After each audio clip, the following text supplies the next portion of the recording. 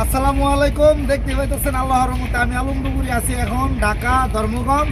সাথে আছে জামিল ভাই। তা আশা করি আজকে আমরা কাজটা অনেক কষ্ট এই কাজগুলা। তো জামিল ভাই আমরা একসাথে মিলে কাজ, কত বড় একটা কাজ আমরা আজকে আলম ভাই কীভাবে সিদ্ধান্ত আছে।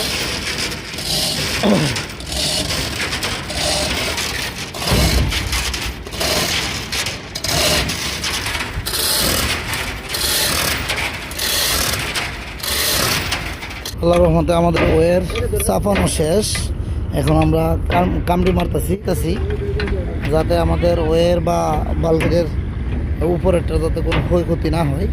দেখতে পেতেছেন এই বিশাল বড় বাল্কেটটা উড়াইবার জন্য কিন্তু আমাদের এই চেষ্টা আমরা চালাই যাইতেছি আপনাদের দোয়া ও ভালোবাসায়।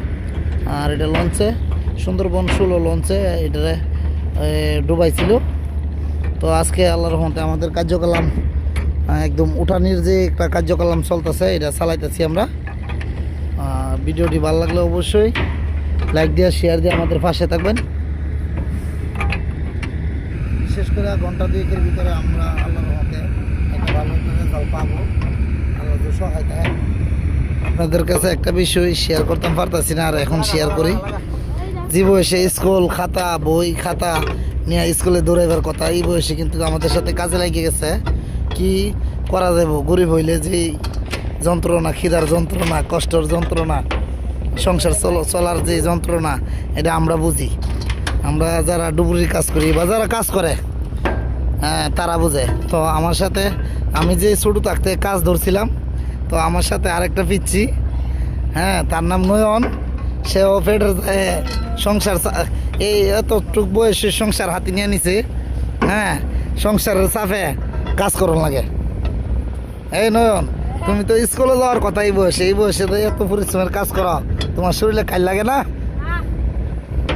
আসসালামু আলাইকুম। আল্লাহর রহমতে দেখতে পেতেছেন অনেক কষ্টের পর ডুবে যাওয়া সেই কাঙ্ক্ষিত ভালগেটটার আমরা অবশ্যই সে দেখতে পাইতেছেন আপনারা। আমরা প্রায় যেই বেলে ভাঙছে আমরা টিপের মাধ্যমে কিন্তু আমরা অবশেষে এই সুন্দরবন 16 লঞ্চে যে ডুবাই দিছে, এটা আল্লাহর রহমতে আপনাদের দোয়া ও ভালোবাসা আমি আলমডুবুরি উদ্ধার করলাম।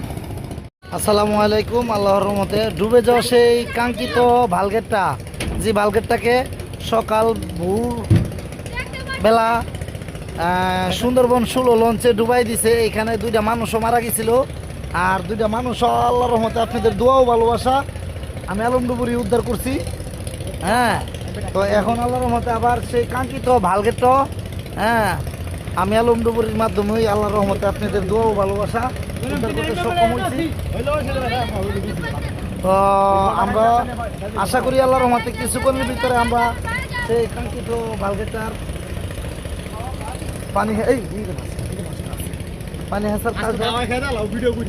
পানি হেসার কাজটা শুরু করুন। আর আল্লাহর রহমতে আমাদের সেই কাঙ্ক্ষিত ভালগেটটার মধ্যে দোয়া করবেন। আমরা চিতল মাছ দেখছি অনেকগুলা চিতল মাছ। এই চিতল মাছ আমরা ধরবো আল্লাহর রহমতে আপনাদের দোয়া ভালোবাসা।